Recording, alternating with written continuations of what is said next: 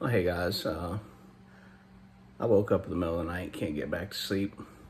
I'm making this video inside because I can't get good light outside, even though it's comfortable out there and I can smell the ocean breeze. I'm familiar, with two places in my life that have combined city-county government. One is Louisville and Jefferson County, Kentucky, and the other is Jacksonville and Duvall County, Florida. Jacksonville's a lot more interesting because longtime Harrison County Commissioner Ron Watson worked in city government here and proposed it for Harrison County, Clarksburg, Bridgeport, but he never really got it through.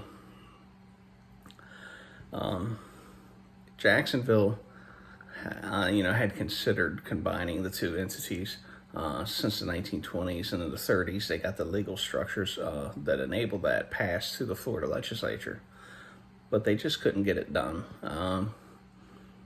And so after World War II, in Jacksonville, you had a situation that you saw everywhere in the United States.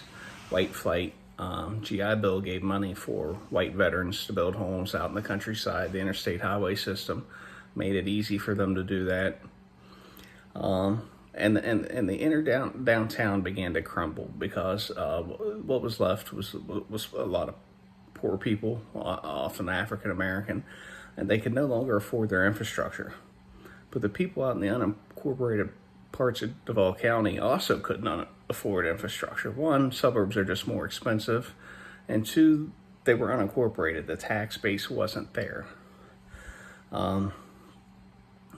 We have a similar situation right outside of Clarksburg in the Arlington neighborhood, where that little community needs a modern sewer system.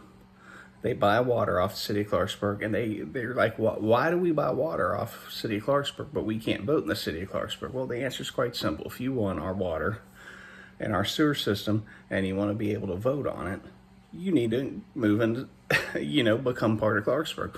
Oh no, we don't want to do that.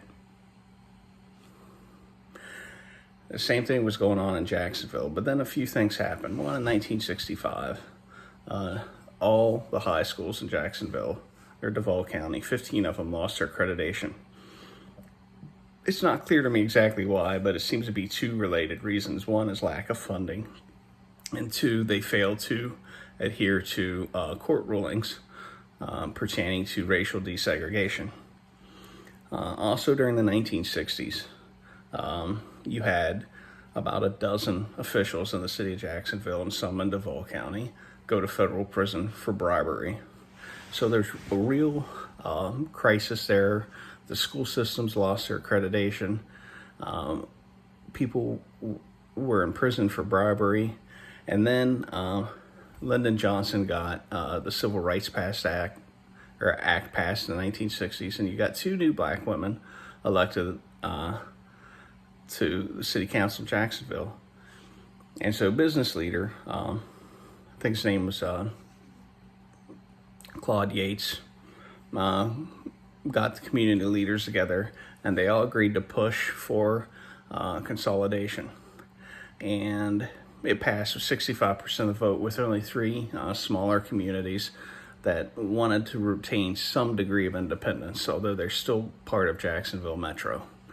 Something similar happened in Louisville, where some of the communities maybe want their own fire department or something like that. But the benefits have been pretty tremendous because now everybody just uses the old Jacksonville infrastructure, which had money to be maintained and upgraded. The historic old downtowns that had just been falling apart got money for revitalization. There are now some very walkable, vibrant communities. And overall, it was a success. Something I'm familiar with in Dayton is that when Dayton tried annexing, like Jacksonville did, communities were up in arms. We don't want to be part of this bigger city. We'll lose all of our power. But then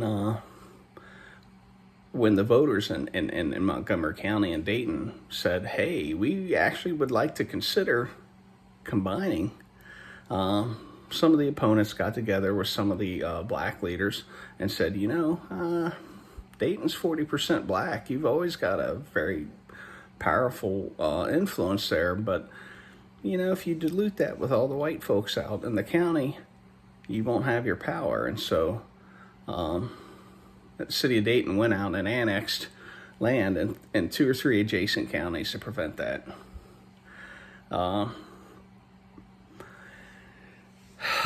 one thing I see with Harrison County is that Harrison County taxpayers lose the TIF revenue, while City of Bridgeport has benefited from the B&O tax off of about $1 billion of infrastructure. It's no mistake that they got a new fire hall, they got a new sports center, all kinds of stuff as soon as White Oaks opened. It's not a coincidence. If we'd have had a unified government when that happened, there would have been money to pump into Clarksburg.